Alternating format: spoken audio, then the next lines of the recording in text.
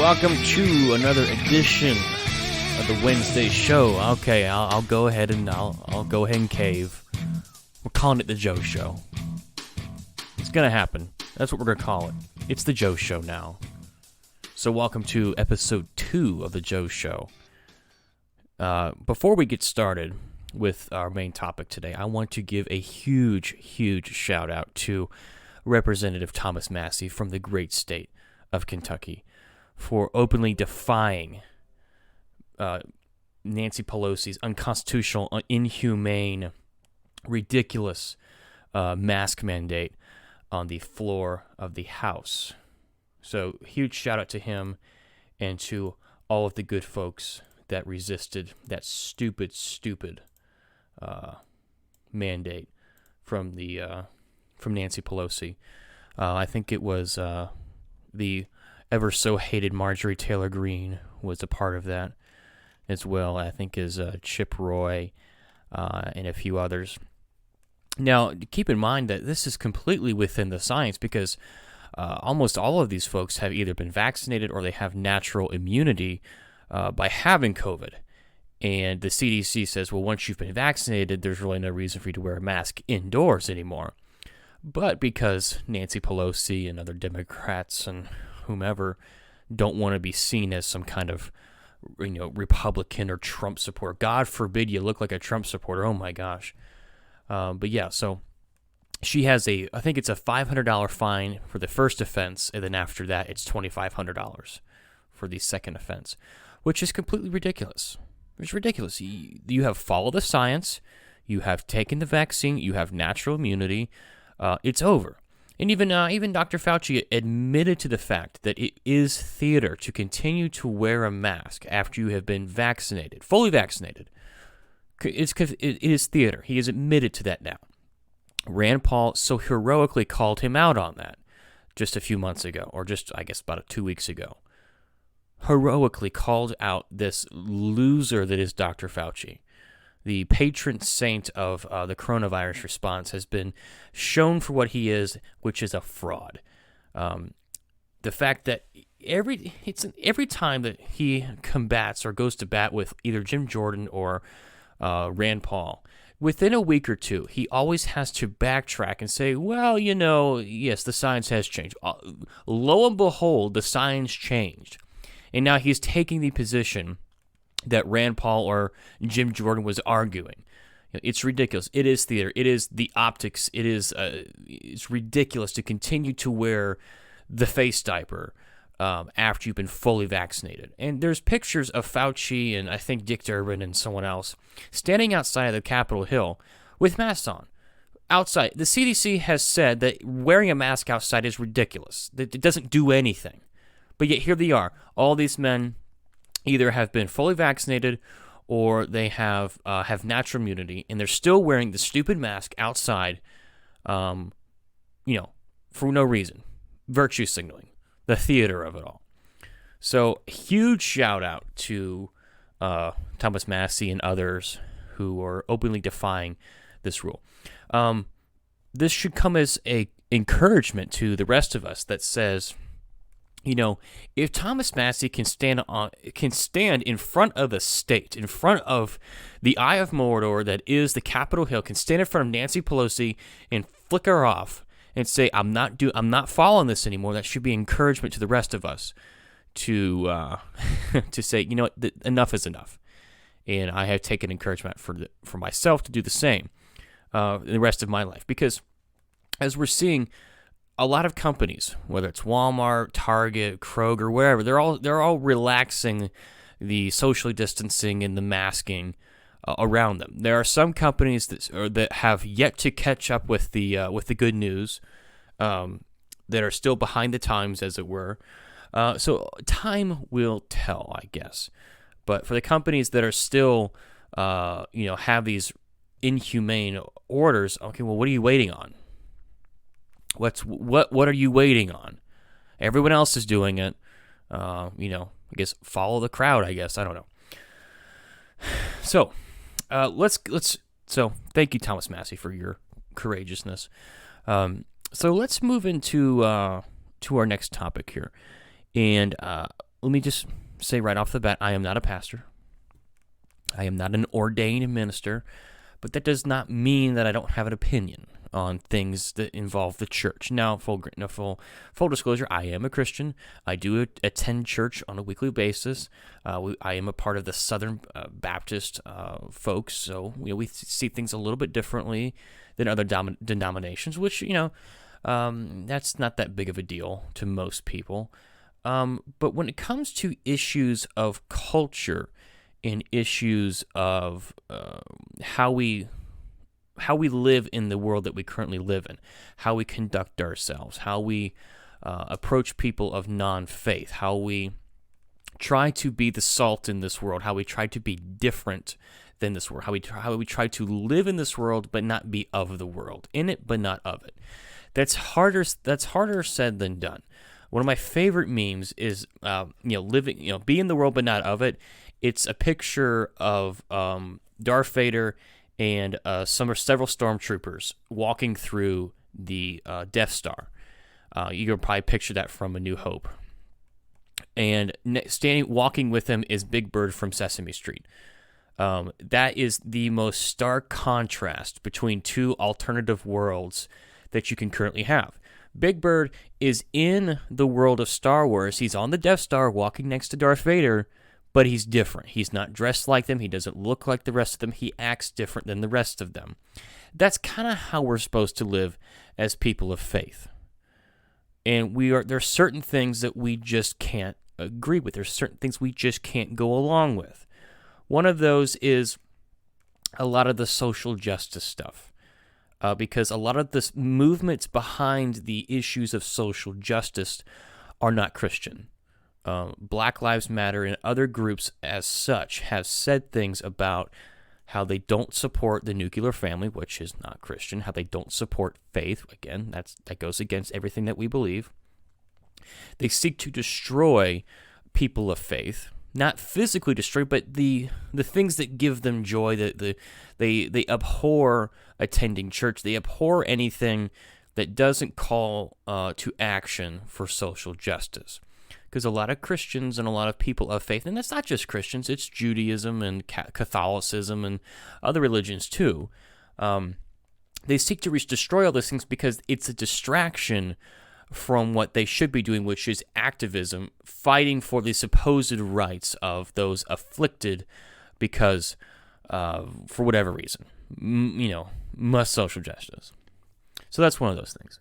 Another thing that they seek is that the social justice side seeks is the enlargement of the state. The state hates, when I say the state, I mean government. The government hates religion because it is the biggest form of competition against social justice, and the state is organized religion, is the biggest competition against them because it draws attention, it draws resources away from the things of the state to grow the state. Organized religion says you don't need to rely on anyone else but God, whoever your God is. You don't need to worry about your financial income because all those things will be provided for you by God. Look no further than the Amish. The government hates the Amish because they live different than the rest of us. They live like it's 1699, and they're just perfectly happy doing so. But the fact is they don't pay taxes, they don't pay for Social Security, Medicare, all of that. They are completely exempt from it, which, good for them. But they also don't get any so-called benefits of the state. If they ever needed anything, they couldn't get it because they don't contribute. So the state hates anything that is their competition. That's why they don't really like they don't really like small businesses or sometimes big businesses because they're cutting in on their action. So having said all of that, you see in the church there is a shift going. And this has been going on, I guess, for the last, 10 or 15 years, maybe 20 years, in the church. And it's not just the Christian church, it is other churches as well. And it's not just the Southern Baptist denomination, it's almost all forms of other denominations. Is the changing of culture being more accepting of all sorts of things. I know personally, a church that we used to go to, it was becoming more and more okay to accept homosexuality. Now, I don't hate gay people. No one should hate gay people or transgender people. No one should hate them. But if you're going to follow this faith and you're going to call yourself a Christian, you have to know that that goes against everything that God has said in the Bible, spoken out of his mouth. That's not okay. Everyone has to realize that. And if you're going to call yourself a Christian, if you're going to follow the teachings of Jesus, and you're going to follow the things in the Bible, it says very clearly that that is a sin that's not okay. Now, there also is a problem with the church that they single out homosexuality as the major sin. Now, that's long been the case for many, many decades. And yes, just to single out one of those things is not right either. Like the church does the same thing with alcohol. They will single out alcohol as the major sin that you can ever commit. But really, there's this thing called theft, there's lust, there's all these other things that it falls by the wayside. But that doesn't mean you have to accept that sort of behavior. You can love those people, you can share the love of Christ with those people, but that doesn't mean you have to accept that behavior. It doesn't mean you have to make excuses for it. It doesn't mean you have to, you really shouldn't let those people be really engaged in the church, because that's contrary to what the Bible teaches. It would be like if a corporation hired somebody that believed and did things that were against the fundamental forming of that corporation. Let's say the corporation's main goal was to serve black and brown communities, but they were a white supremacist. They wore the Klan hood everywhere they went. That really, I know that's kind of like a stark contrast to what we're talking about here, but I think it illustrates the point that, that doesn't really make any sense. You're sitting at the board in the boardroom talking about strategies, and you're like, well, we hate the black and brown people, deaf to black and brown people. Let's go burn some crosses after work. It's like, wait, how did you get hired here? Like, what? No, that's not okay. And it's the same thing in the church. You can't have people that are openly living in sinful lives be members, or it's not so much members, but people that are leading in the church, pastors, clergymen, deacons, whatever. That is one of the major building blocks for deacons, is that they have to be above reproach. They have to live godly lives. They have to have their household under control. They have to be men, not so much blameless, but men that are trying to do the right thing, that there's nothing that you can really stick at them and say, hey, you got to fix this before we can ever put you in leadership. It's things like that. So I'm saying all this because the Lutheran Church elects its first openly transgender bishop. So the New York Times dropped this article, was May 10th, so about 9 days ago. And I read it, and I thought, this is crazy. This is absolutely crazy. Now, for one thing, the New York Times is championing this as some kind of major, victory for diversity in the church. And I see it completely differently. So the Lutheran Church elects its first openly transgender bishop.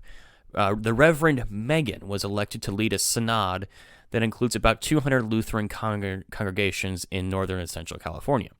Now, there again, it shouldn't be any surprise it's in California. Try doing that in North Carolina, might be a little different. So she was elected to serve as a 6-year term as bishop for the Sierra Pacific Synod. I think that's how you pronounce that, Synod. An assembly based in Sacramento that includes about 200 congregations across north and central California and northern Nevada. Pastor Megan, who's 41, says she is a proud Lutheran. And she says, I pray that my election by the faithful people of the Sierra Pacific Synod will become a constant reminder that God's fabulous love is never limited by the opinions of others, by the opinions or legislation of others. So there's been a big thing going back decades in the church about how you can't be in church leadership if you're openly gay or transgender or whatever. You can't do that. There also used to be rules that you couldn't be divorced and things like that. You couldn't be the town drunk. You couldn't be, doing cocaine off the pew. You couldn't do those things and be in church leadership, which seems to make sense, because if you're trying to set the example in church leadership, it probably would be a good idea not to get the guy who's doing cocaine off the bathroom stall. it's probably not the guy you want. Now, if someone has turned their life around and they don't do those things anymore, whatever it might be, that's perfectly okay. But yes, so she goes on to say, when we say all are welcome, we mean all are welcome, the bishop said. We believe that the Spirit has given each of us gifts in order to build up the body of Christ, which that is true. We all are given gifts to build up the body, but that doesn't mean that everyone is using those gifts perfectly or the way God has intended to. She uses the pronouns they and them, which, again, no. You're one or the other, male or female. There's no in between. It's him or her. That's it. So the New York Times goes on and on and on about how great this is, and she has a lot of nice quotes about what she wants her pastorship to look like. But then I came across this other article in The Federalist. Now, The Federalist is not a publication that I normally read because I just don't read The Federalist all that often. But this thing by Glenn Stanton I thought was pretty good. And we're going to spend quite a bit of time breaking this down, this whole issue of the transgender bishop. So the headline of the article is, in ordaining a trans bishop, leftist denominations calls God a liar. Subheadline: one of the largest religious bodies in America has just radically denied God's first words to us about his own image. So it goes as, it's a dangerous and disheartening turn when the church forgets, casts aside, or rewrites the biblical and scientific facts of what it means to be human in order to embrace a fashionable new theory. Yet in recently becoming the first major American denomination to ordain an openly trans bishop, this is precisely what the left-leaning evangelical Lutheran Church in America just did.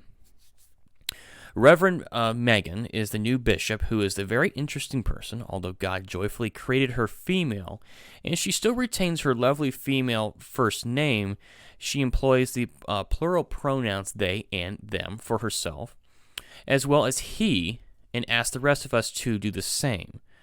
She does not, however, seem to fully identify as a man, and at 41, her transition still seems to be in process. You put transition in quotes. As Megan explained on her personal Twitter account, quote, I have different pronoun preferences for different contexts, close quote. She suggests to others, considering asking trans people what pronouns you would like to use in this context. An observer repugnant properly noted, that would be assuming we know they are trans. Yes, it's complicated. I'm completely confused. I don't know if anybody else is confused by this, but I'm completely confused. So, trans people, people who engage or go through the surgery or consider themselves transgender, think that they were born in the wrong body and that they have to physically or somehow mentally alter themselves to be the image that they see themselves as. Which, there's a word for it, and it's called body dysmorphia. And I think a lot of people have that. And it's not always related to gender. It might be the way that they see themselves. They might think that they're overweight and they are not, or they might think of themselves as ugly. They might be very, very, very attractive. Body dysmorphia takes many different forms. But one of the forms that gets a lot of note is the gender issue. There's a lot of people that believe that they were born with the wrong gender. And it's completely confusing how someone that considers themselves a Christian to be made in the image of God to consider themselves to be born in the wrong body. Because if you believe that, then you're ultimately denying that you are made in the image of God. You're saying that, well, God got it wrong. Well, what? No, you can't claim to be a pastor and believe God got it wrong when he created you. That doesn't make any sense. That is a huge contradiction. Megan declared herself lesbian in college. She now identifies as a queer and transgender while remaining married to a woman and continued to raise 2 children. Since 2014, Megan has been the pastor of Grace Evangelical Lutheran Church in San Francisco. About her faith journey, she explains, "I've become queerer. I've also become more faithful." That doesn't make any sense, because Christians know that homosexuality and knowing that transgenderism and believing that you were born in the wrong body is unbiblical. It doesn't jive with Christianity. It doesn't jive with the Bible and with God. So I don't understand how you could become more faithful. Now, again, I can't judge the heart of another person, but you can look at their actions and see if they line up, see if they're bearing fruit. And I'd be very confused to look at it honestly. I'm very, very confused because, yes or no, I've never met this person, but I can tell, knowing what I know, again, I am not a theologian, I am not an apologist, I'm none of those things, but I do know some things about this, and I just don't, I would have to say maybe not. Megan expresses the central focus of her ministry this way: "I think the most important thing I can say as a queer pastor is I'm sorry using faith to tear other people down is not good news," adding, "We need to be as loud and angry as the people who want to declare that there are types of people that God cannot love or can't love." I have never heard anyone say that God can't love certain people. I have never heard that. I have never heard Christians say that God can't love gay or trans people. And if you have heard that, well, then they were gravely mistaken. Gravely mistaken. But no, I really don't buy that people are saying that. Now, there might be some people who are very dogmatic in the way they believe, which nothing necessarily wrong with that. They tend to forget the whole grace aspect, that yes, your sin might be that you think you were born in the wrong body and you have taken steps to physically change your body, but that is just as a sin as is, being an alcoholic or stealing or murder. Sin is sin no matter what. But to overly dogmatically beat people down over one while overlooking others, that's not cool either. You can't do that either. But sin is sin, regardless. So I've never heard anybody say that there are certain types of people God can't love. I've never heard that. So the writer goes on to say, "That's quite a statement that one could compel us to ask precisely who are the Christians she is speaking of who don't believe the simple words of John 3:16, which I'm sure everyone has heard of John 3:16. Of course, the question is not whether God loves everyone, the question is not whether God loves everyone, but what he calls us to in his boundless love for us. That is a core question any pastor should be in the business of helping people figure out. We are called to love everyone, yes, equally. But we're also called to share and show the love of God, and he will reveal himself to us. So I don't quite see where she's going with that. He goes on to say, "Indeed, we'd all do well to recall and realize that what we believe about ourselves is not particularly God's view, that is intended to be good news. What is tragic, while it is tragic that a major religious organization in the United States has clearly dismissed God's first truth about humanity in favor of a wholly new unscientific gender theory, it is also essential to listen to and hear the heart of the person at the center of the story, the bishop herself. So yes, it is true that what the Lutheran Church is doing is unbiblical. It is unscientific, because you come out of your mom one way or the other. There is no in between. there are 2 chromosomes you can have, right? This is pretty simple, folks. For thousands of years, you have been male or female. That's it. There's nothing else. There are no other, I forget how many genders there are now, but I remember something like 72 different genders. And this whole movement kind of stems out of the postmodernist movement, which is a movement largely that says that there is no absolute truth, that there is nothing concrete. There are no absolute facts. Everything is a social construct. Well, I'm sorry, no, not everything's a social construct.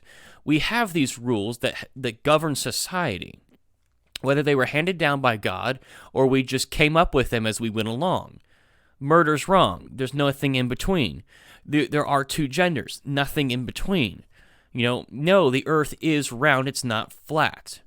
A lot of, they'll say that, well, gender has been used to oppress people.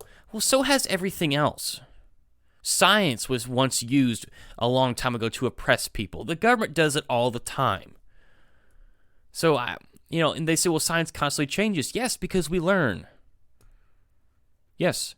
Yes, I know that for the longest time, people thought the church told people, the Catholic Church told people that the earth revolved around the sun. They were wrong. But that doesn't mean you throw everything out. It took very strong people to come up and say, you know what? I've got a different theory. The earth revolves around the sun, not the other way around. It makes sense. So they just the postmodernists just throw out tradition because everything's a social construct. Everything is a social construct. We have to throw everything out. But then that leaves us in the air as to, well, what do we hold on to? Do we hold on to the family? Do we hold on to other traditions? It leaves you with nothing to build on. Because as people, this is not just religious people, it's for everyone. We build on traditions. We build on things that our parents did, that their grandparents did, that their great-grandparents did. Doesn't mean you can't change with the times. Hey, there's a better way of transportation. It's not the horse and buggy, it's the automobile. That's fine. The internet. All those are good things. But the core tenets of the core pillars of civilization, of the family, of things like that, of tradition, of loving your neighbor and doing right by other people, the golden rule, those things you have to hold on to, because if you don't, everything will collapse. And postmodernists and I think a lot of leftists take all that for granted because they think that it leads to more social liberation if we throw out all the ideas from hundreds of years ago, which is completely ridiculous. So the article goes on. It says, Megan is a tragically sad story as she shares it poignantly in a video by her personal website. In the video produced by the Cosmopolitan magazine, which, again, I don't understand why Cosmopolitan would be talking to people of faith. Because Cosmopolitan is not the most, Christian-friendly websites, among others. Unless you have, unless your opinion that you're espousing is not one that they dissent. So Megan confesses her confusion about who she is. I haven't really figured out how I want to have my body in the rest of my life.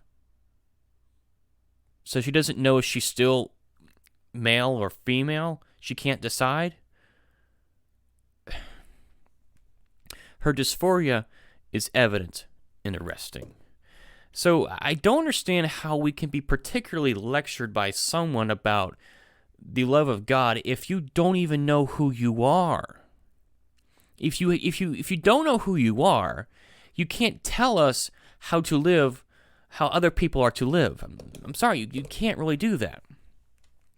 The most heartbreaking part comes when she talks about the body God gave her through nature as Megan. She explains, church regularly pray for you when you have surgery, which is weird when you are having what would normally be a private part of your body removed, referring to her chest. She had reduction surgery to remove parts of her chest. And she says when you wheel into an operating room trying to get a relief, and you come out wondering how people are going to engage with your body, and it's new to you, and you don't even know how you feel about it. So, as someone that's had surgery, I know it can be scary going into the operating room. I've had back surgery. I've got 6 screws in my back. I know that there's always that chance that they could mess up, that your body could reject the surgery that you have undergone, that there could be complications. I get all that. That's a natural thing to fear. But what I think is unnatural is to go into the operating room because you think that you were born in the wrong body, and you have to physically alter and manipulate yourself to reveal, not necessarily reveal, but to reflect what you think, even though you have said that you don't know what you want to look like for the rest of your life. You go into that surgery to reveal or to reflect what you feel on the inside. That's dysmorphia. That's body dysmorphia. That is not necessarily okay. That is some type of mental illness. And the sad part is, a lot of these people want to give children, young children, drugs or in hormone blockers because their 5-year-old said, well, I feel like a girl. Their biological boy feels like a girl. Kids, 12 and younger, going through physical changes to alter their gender because they think they feel differently about themselves. That's not okay. That's child abuse. So the article goes on, and I'll link to all the stuff so you guys can look at all of this if you want to. Let's see, where do I want to pick it back up here? So she goes on to say, most people's feelings about gay and lesbian people and trans people aren't rational. Okay? And maybe as I've matured as a pastor, I've figured out that it's feelings. People have a feeling or a fear that is compelling them to say no to an entire group of people. The way to respond to that is by being louder than other people's fear.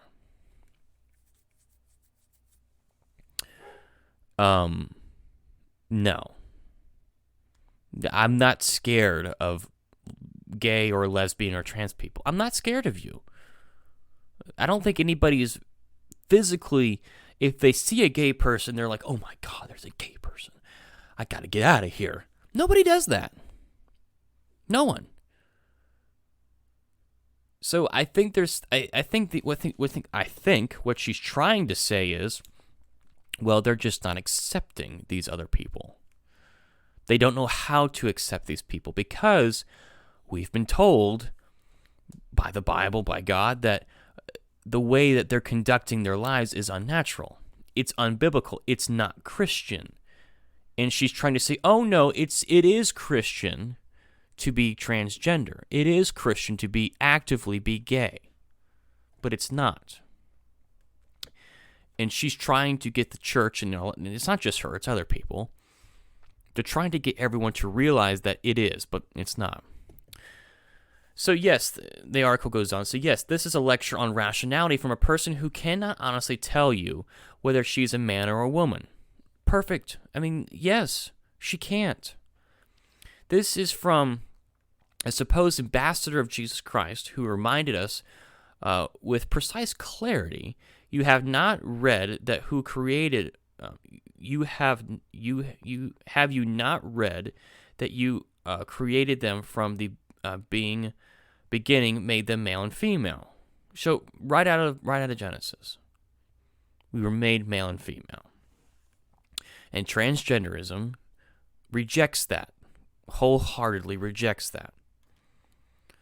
Megan claims to be a minister of faith in which the first truth we read about male and female, in the very context that Jesus referenced, is that both are the unique and exclusive image of God in creation. Assuming male or female is simply that we are assigned at birth or identify as, is not an option for anyone who takes Jesus at his word. It is not an opinion for anyone who takes science and biology seriously either. So again, if you think you were born in the wrong body, you're telling God that he got it wrong. You're saying, I know better than you, which is the statement of utmost ignorance, and really that's not okay. That you're saying you, the all-being, all-worship, the all-being, the omnipotent, omnipresent God got it wrong. You cannot be a person of faith and lead a congregation believing that. You can't. And furthermore, how can anyone else in this church, the Lutheran Church, in leadership, be okay with that? That's what the Bible says, right there. But yet you're okay with that. Why? Because you want to be more accepting to the rest of the world? No, that's not what we're supposed to be. We're supposed to be the salt of the earth. We're supposed to be different from everyone else. We're supposed to reflect what the nature of God, what true science is what God created, not what people have just, not what the limited mind of man has decided. We are not supposed to choose those things. These things were given to us by God, the perfect one, not us. The article goes on, and we're almost done here. The article goes on, but by dictate of intentional policy, one of the largest religious entities in America has just radically changed God's first words to us about his own image and likeness in the world, as well as what it means to be human, officially affirming the false idea that God tells us about who we are through the bodies he gave us. We can be sure of this. God isn't the confused one. The ELCA has told all members of their denomination that in order to be good and loving members, they are expected to embrace and celebrate the leaders who believe these lies. The ELCA deserves rebuke and correction. Megan, as a person, deserves absolute compassion and care for her deep psychological and emotional pain. The larger church and the world at large must understand the difference between the two responses, the reasons for them, and that we can and must engage in both at the same time. May God give us strength and wisdom to do exactly that. So, we have to tell the world that no, this is not scriptural, this is not biblical, because if you say it is, then there's nothing that separates you from the rest of the world.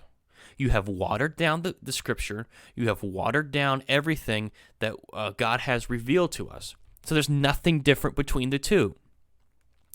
Second part of that is, Megan, she deserves compassion and care. She deserves people that are going to help her get through this. She deserves people that are going to show her to let God tell her what she is doing is not okay.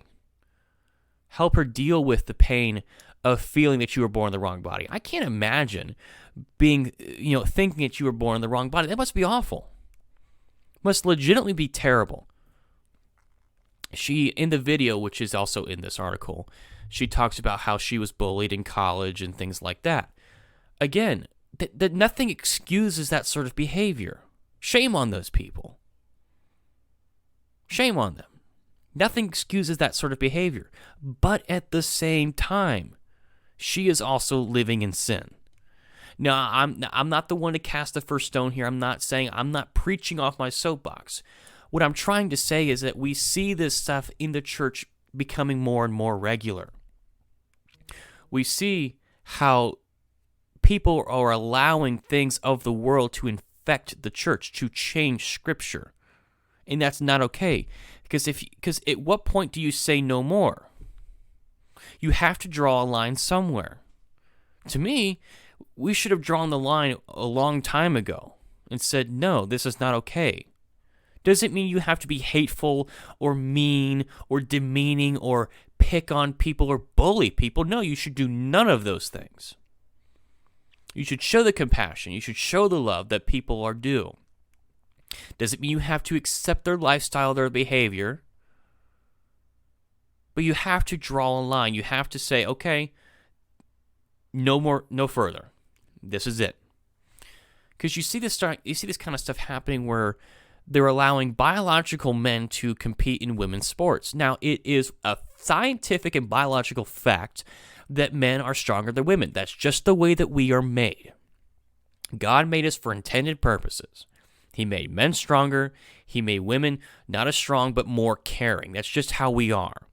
So if you allow biological males to compete in powerlifting, it's no wonder that the biological male will win all the awards, that will break all the records, because they're just physically stronger.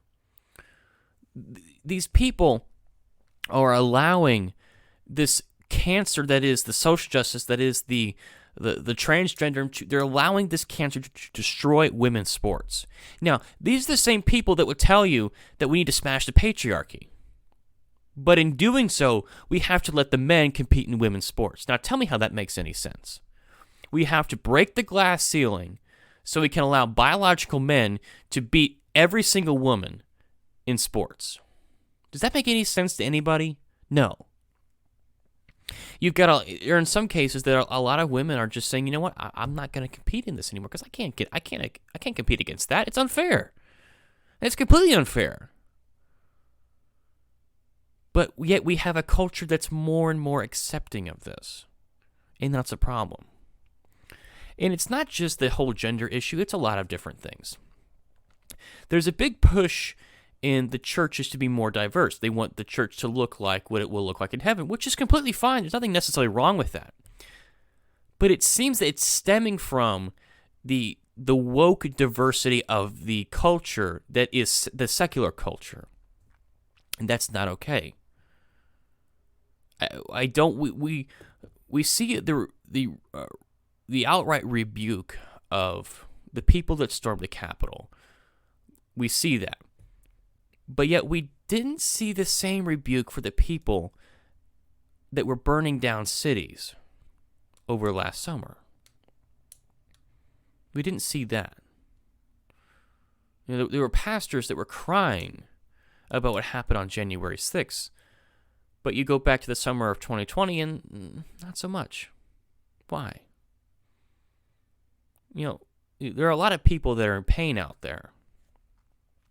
And their avenues by which they expel that pain and anger and everything is by storming the Capitol, or they burn down buildings, smash police cars, whatever.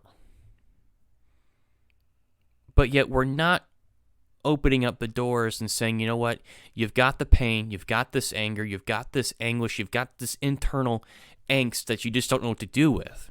Well, how about you come in here and let's talk? Let me show you some scriptures. Let me show you someone who can really help you with that. No, we're not doing that.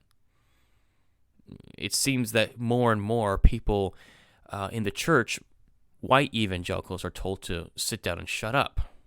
No, we're all children of God. We all have things that we need to deal with.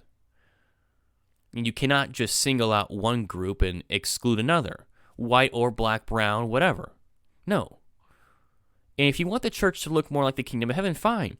But you also have to realize that groups will self-segregate. It's just a natural thing that happens.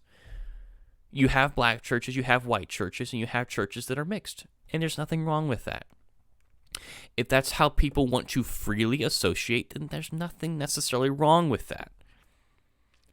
So, I know this isn't something that we normally talk about on the other show, but this is something that's kind of been on my mind recently, and I know there's a lot of people who probably will agree with what I'm saying, and there's some people who probably will disagree, and that's perfectly okay. Let's talk about it. So if you want to talk about it, you can send me an email, which will be in the link down below. You can contact me on the Tweety, which that'll be down below as well. You can also get Jacob's Tweety on there too. Check out the Substack, Jacob's Substack, which everyone should be reading these days. He's putting out some great content over there. Definitely go read that. And go, if you like what we're doing here, go buy a t-shirt. Go check out the Teespring store.